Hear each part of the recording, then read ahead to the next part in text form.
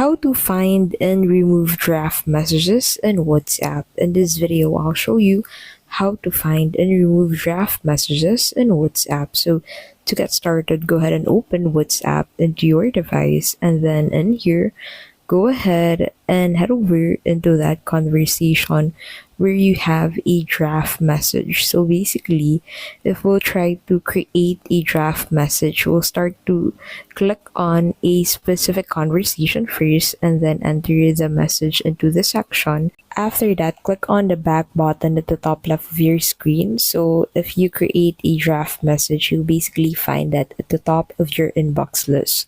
So in here, go ahead and open that specific conversation with the draft message, and then click on the message section, and then use your spacebar to manually delete the draft message. And then once you head back to your inbox list, that message would be placed back to its position. So if it is at the very bottom of your inbox list, that would be placed back at the very bottom of your inbox list. And that is how you can basically find and remove draft messages in WhatsApp.